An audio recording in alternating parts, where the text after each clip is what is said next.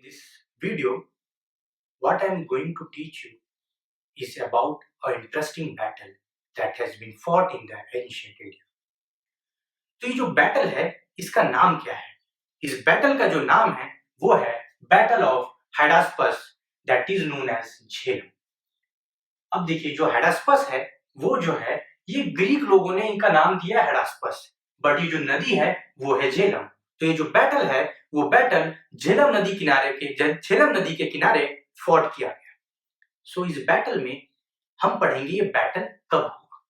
जो ये बैटल है ये 326 बीसी में फॉट हुआ। अब टाइमलाइन देखिए, ये टाइम को समझना है, बीसी एडी बीसी ये होता क्या है। तो मान लीजिए कोई टाइम है, हम क्या करते हैं कोई पॉइंट को स्टार्ट करना है जीरो से। अगर मैंने कोई चीज को स्टार्ट किया तो मैं क्या बोलता हूं उसको इनिशियल पोजीशन से स्टार्ट करेंगे। तो मैंने उस टाइम को क्या माना जीरो। हम बोल सकते हैं इस पॉइंट को बर्थ ऑफ जीसस क्राइस्ट, तो हमने उसको मान लिया जीरो। इसके आगे का टाइम और इसके पीछे का time that is known as BC, before Christ, Jesus Christ के बर्थ के पहले का और उनके बाद का। हम इसको बोलते हैं एडी, एनो डोमिनो। अब देखिए बीसी को अब हम क्या बोल सकते हैं, आज के वर्ड हम जो स्टूडेंट यूज करते हैं बीसी बिफोर कॉमन एरा, और इसके जीरो के बाद के समय को बोलते हैं आफ्टर कॉमन एरा। तो देखिए यहाँ पर होगा 100, ये कम होते जा रहा है, यहाँ पर 100, ये 200, 300। तो इस समय से जो पहले हुआ उसको मैंने बीसी या बीसीई बोला, तो 326 बीसी ये इस अराउंड 300 जो है यहाँ पर आएगा। तो ये जो समय हो गया हमारा यहाँ पर, इसको हम बोलते हैं 326 बीसी। बीसी का मतलब है बिफोर कॉमन एरा और बिफोर क्राइस्ट। तो हमने ये समझ लिया। अब ये बैटल किसके किसके बीच फॉट हुआ? ये जो बैटल है Alexander the Great and the king of the Indian king Porus. अब हम क्या करते हैं, इस बैटल को पढ़ने से पहले हम इनके character, that means about the king, the two king who has fought this battle, हम उसके इनके बारे में जानने की कोशिश करते हैं। तो अलेक्जेंडर द ग्रेट, अलेक्जेंडर जो है वो ग्रीक रूलर थे। जो ग्रीक है मैसिडोनिया किंगडम, वहां के रूलर थे। अब क्या हुआ, उनके फादर का नाम क्या था, फिलिप टू। जब उनके पढ़ाई में लाइफ में at the age of 16 Aristotle has taught, किसको पढ़ाया अरिस्टोटल ने, अलेक्जेंडर को। तो अलेक्जेंडर एक नॉलेजेबल पर्सन था। He want to conquer the world when he was the king at the age of 20, मतलब उन्हें 20 साल की उम्र में वो राजा बन गया। आफ्टर हिज फादर डेथ वो क्या 20 साल की उम्र में राजा बन गया, और उसके मन में पूरे वर्ल्ड को कॉन्क्वेयर करने की इच्छा आई। और वो क्या करना चाहता था, वो इमॉर्टल बनना चाहता था, दैट मींस अमर बनना चाहता था। अब उस वक्त वर्ल्ड में जो पर्शियन किंगडम है वो बहुत फ्लरिश हो रहा था। जो पर्शियन थे, वो जो राजा थे बहुत जाने माने राजा थे पर्शियंस। सो अलेक्जेंडर ने पर्शियंस को अटैक किया और अपने आसपास जितने भी किंगडम थे उनको क्या किया, खत्म किया, और पर्शियन की तरफ पर्शिया को डिवास्टेट कर दिया टोटली। अब जो अलेक्जेंडर है उसने सुना, ग्रीक को भी पता था कि जो इंडिया है, India is a country of knowledge, spirituality. So उसे पता था कि इंडिया के पास क्या है, स्पिरिचुअलिटी है, और इंडिया में क्या है, नॉलेज भी है। एंड इंडिया उस समय में ग्रेवयार्ड ऑफ इन्वेडर्स जाना जाता था, मतलब कोई भी राजा वहां आया बाहरी वो मारा जाता था। तो ये इंडिया की क्या थी, स्पेशलिटी थी, और वो वहां इसलिए जाना चाहता था। अब हम पुरु के बारे में जानते हैं। जो पुरु है हम किंग पोरस बोल सकते हैं। जो किंग पोरस है वो इंडिया के रूलर थे, और उनका एरिया क्या था, झेलम और चेनाब रिवर के पास।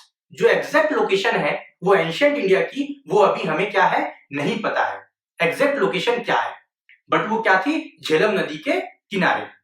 तो जो पोरस है वो उनके लड़ाई थी एक बगल के किंगडम से, that is Takshashila.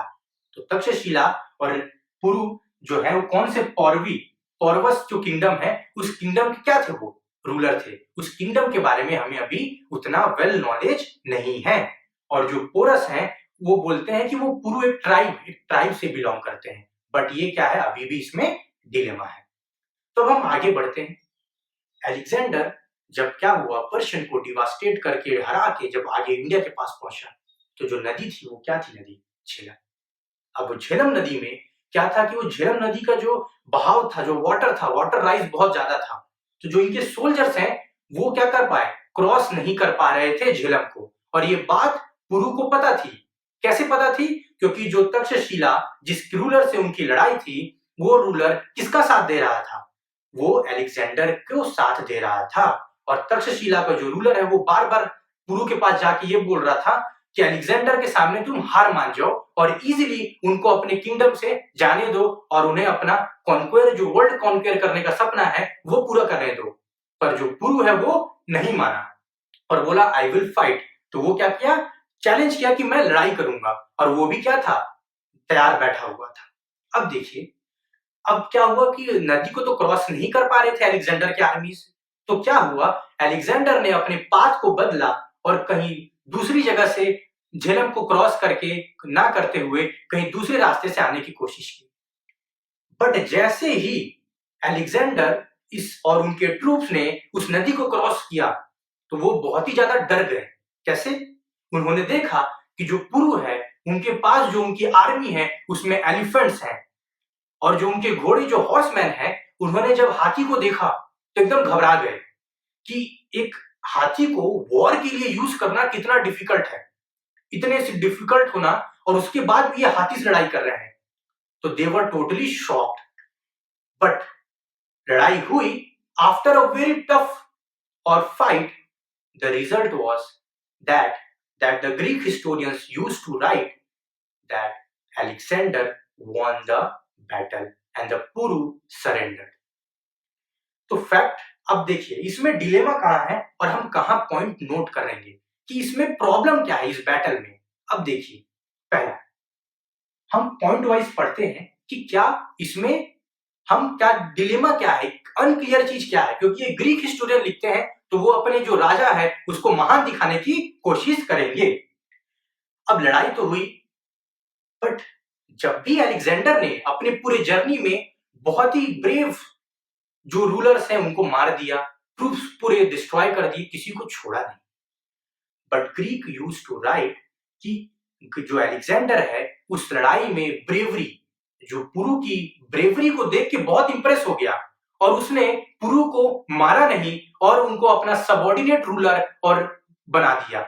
That means कि हारने के बावजूद भी उसने क्या किया, अलेक्जेंडर ने पुरु को क्या कर दिया, वहां का राजा बनाए रखा। और दूसरा पॉइंट, इस अलेक्जेंडर ने इतने बैटल्स लड़े, बट ये यही एक बैटल था जहां अलेक्जेंडर के सबसे ज्यादा ट्रूप्स मारे जाते हैं। दूसरा पॉइंट कि सबसे ज्यादा ट्रूप्स अलेक्जेंडर के इस बैटल में मारे जाते हैं, उसके बावजूद वो पुरु को छोड़ देता है। ये बात थोड़ा आपको सोचने पे मजबूर करती है कि ये किंग जो वर्ल्ड को कॉन्क्वेयर करना चाहता है, वो क्यों अपने इतने सैनिक मरने के बावजूद भी एक राजा को उसका किंगडम वापस देगा। तीसरी बात, जब हारने के बाद अलेक्जेंडर आगे चलता है तो हिस्ट्री में ये लिखा जाता है कि due to the homesickness Alexander वापस लौट जाता है। तो हमने पहला पॉइंट क्या देखा कि ब्रेवरी के बाद इंप्रेस होने का उसको वापस देखना। दूसरा पॉइंट क्या देखा कि इतने सोल्जर मारे जाने के बावजूद भी उसको छोड़ देना, बल्कि अलेक्जेंडर ने पहले कभी ऐसा नहीं किया। तो कैसे अलेक्जेंडर का हृदय परिवर्तन हो सकता है। और तीसरा पॉइंट कि इतने लॉसेस के बाद, झेलम को क्रॉस करने के बाद, इतने सोल्जर मारे जाने के बाद और वर्ल्ड को कॉन्क्वेयर करने का इच्छा होने के बावजूद अलेक्जेंडर वापस लौट जाता है। तो ये बात कभी भी आपको भी डिलेमा में डालेगी कि जो वर्ल्ड कॉन्क्वेयर करने का सपना इतना जल्दी कैसे किसी का बदल सकता है। तो ये हो गया। अब देखिए इसमें इंटरेस्टिंग फैक्ट क्या है कि अलेक्जेंडर एक्चुअली आया क्यों इंडिया। तो एक कहानी जो मिथ इससे जुड़ी है, we can not tell that it is a myth, but एक स्टोरी है, तो हम इसको स्टोरी को भी जानते हैं कि इस स्टोरी में एक्चुअली हुआ क्या।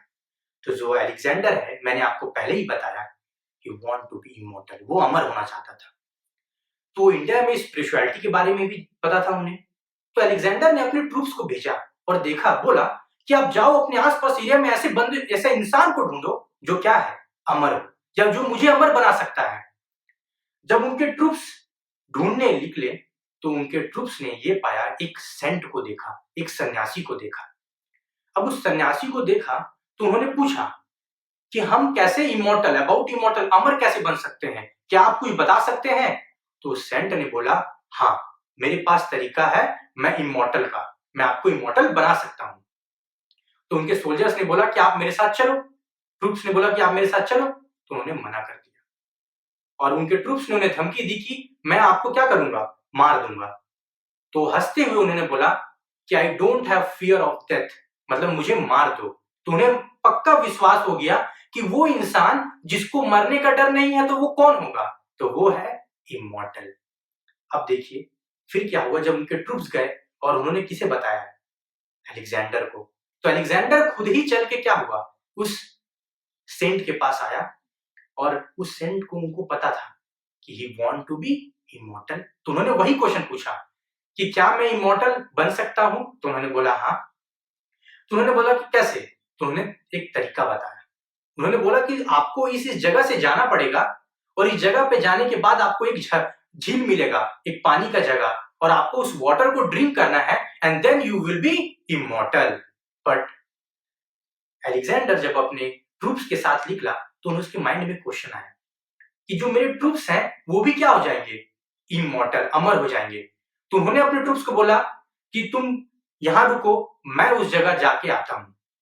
अब जैसे ही अलेक्जेंडर उस जगह पे गया, जैसा उस सेंट ने बताया, तो वो एक्चुअली वैसा ही था, मतलब वो ट्रूथ था, जो जो उन्होंने बोला वही चीज हो रही थी। तो उन्होंने देखा कि एक झील है और उन्होंने वो पानी को उठाया।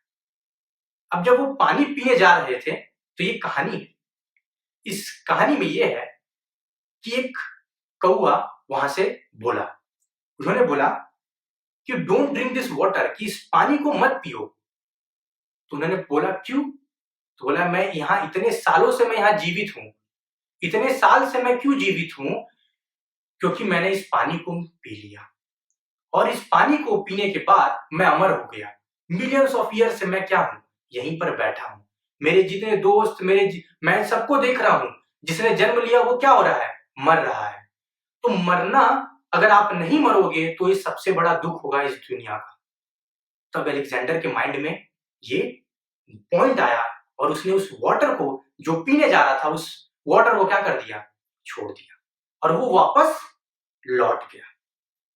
सो वो इमॉर्टल नहीं हुआ क्योंकि उसे पता चला और उस पॉइंट में उसकी सोच बदली। तो ये कहानी भी हो सकती है कि अलेक्जेंडर इस इंडिया में केवल स्पिरिचुअलिटी और इमॉर्टल होने के लिए आया हो, क्योंकि इतना वर्ल्ड को कॉन्क्वेयर करना, और due to the reason that जो ग्रीक हिस्टोरियन लिखते हैं कि होम सिकनेस के कारण क्या कोई बंदा जो पूरे वर्ल्ड को कॉन्क्वेयर करने निकला है वो वापस लौट जाएगा, उसकी आर्मी में म्यूटिनी का डर हो जाएगा, नहीं। और ये भी रीजन हो सकता है कि उनके जो सोल्जर्स हैं उन्होंने जब देखा कि यहाँ जो हाथी से ये लड़ रहे हैं, तो उस वक्त नंदा डायनेस्टी वहां मगध में थी, पाटलिपुत्र में थी। तो अगर उन्होंने आगे बढ़ने की कोशिश की तो उनसे लड़ाई होगा, तो उनके पास इतने सोल्जर्स और इतने बड़े हाथियों के को फेस करना उनके बस की बात नहीं है। But in this whole story the dilemma is that we are not getting the exact information. क्यों, क्योंकि पुरु का इंडियन लिटरेचर और हिस्ट्री में जिक्र कम है।